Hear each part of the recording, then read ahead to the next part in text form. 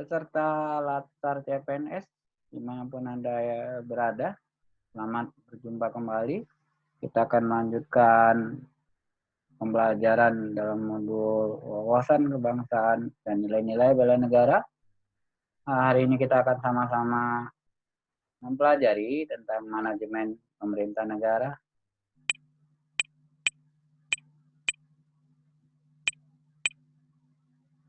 Baik, kita akan melihat secara bottom up. Artinya kita akan melihat dari bawah.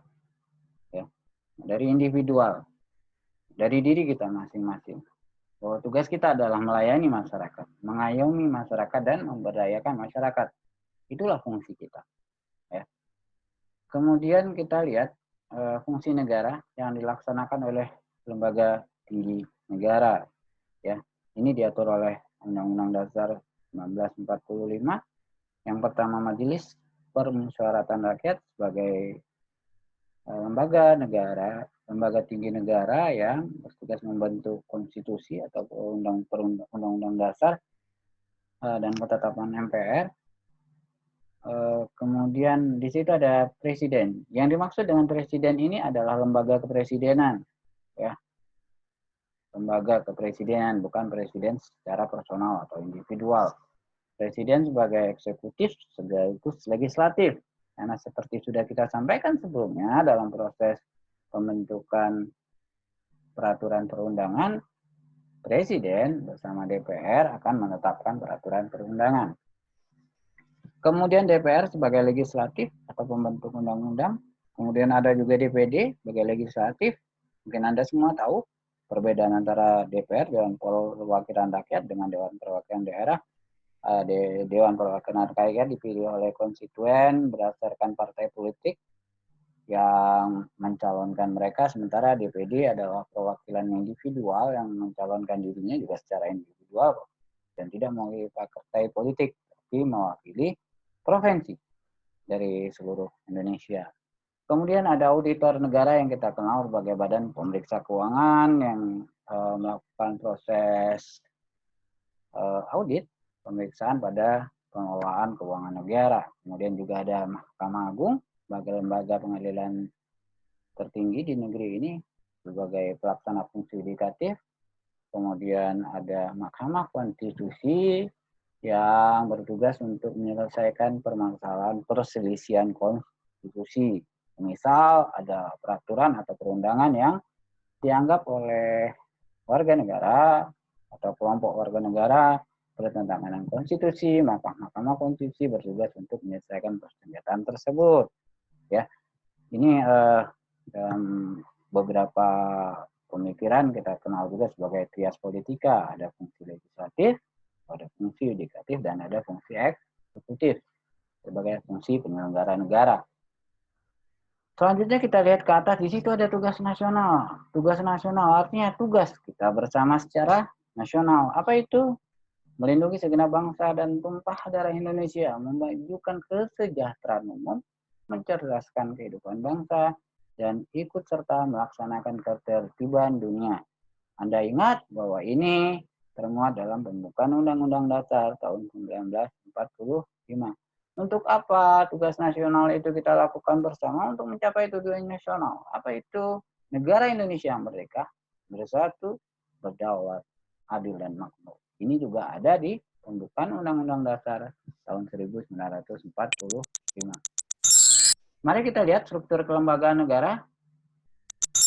Tadi sudah disampaikan, sesuai konstitusi, ada BPK, Presiden dan Wakil Presiden, DPR, MPR, DPD, MA, dan MK. BPK punya perwakilan di setiap provinsi, kemudian Presiden dan Wakil Presiden berturut-turut mendelegasikan tugas dan tanggung jawabnya pada Kementerian Negara, Dewan Pertimbangan, kemudian TNI dan Polri. Kemudian ada proses desentralisasi kewenangan, di mana sebagian tugas Presiden, Wakil Presiden sebagai kepala pemerintahan dan kepala negara diserahkan kepada pemerintah daerah, provinsi, dan kabupaten kota. Kemudian kita lihat di Mahkamah Agung, bahwa Mahkamah Agung adalah lembaga peradilan tertinggi, baik di lingkungan peradilan umum, peradilan agama, peradilan militer, dan peradilan tata usaha negara. Kemudian di situ ada Mahkamah Konstitusi, dan untuk melakukan pengawasan terhadap para hakim agung atau hakim konstitusi, kemudian ada sebuah lembaga negara yang bernama Komisi Yudisial. Ya. Kita lanjutkan. Nah, ini dari Profesor Musto Padijaya tentang sistem administrasi negara kesatuan Republik Indonesia. Ya. Bahwa sistem administrasi negara kesatuan Republik Indonesia ini sebenarnya bukan sebuah sistem semata-mata hanya untuk mengelola administrasi negara. Tetapi Sankri harus dipandang sebagai sebuah wadah perjuangan bersama segenap komponen bangsa dalam mewujudkan cita-cita dan tujuan bernegara atau tujuan nasional. Ya, Anda bisa lihat sebuah proses dari kiri ke kanan.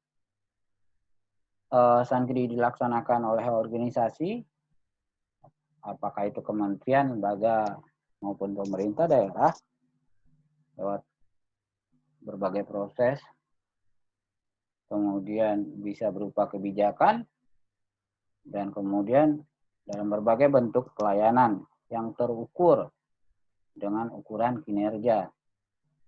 Gunanya apa? Untuk mencapai cita-cita dan tujuan negara kesatuan Republik Indonesia. Di mana sistem ini berlaku di seluruh wilayah negara kesatuan Republik Indonesia? Ada sebuah pertanyaan dari Profesor Musto Padijaya. Apa kontribusi yang sudah kita berikan dalam wadah perjuangan tersebut? Apa kontribusi yang sudah kita berikan untuk mencapai cita-cita dan tujuan nasional? Ini menjadi pertanyaan buat kita semua, sehingga jadilah putra-putri terbaik bangsa dalam perjuangan tersebut, sesuai posisi dan peran masing-masing dalam sistem administrasi negara kesatuan Republik Indonesia. Terima kasih untuk perhatiannya. Semoga kita semua selalu dalam perlindungan Tuhan Yang Maha Esa. Tetap bersemangat, tetap menjaga kesehatan. Selamat belajar.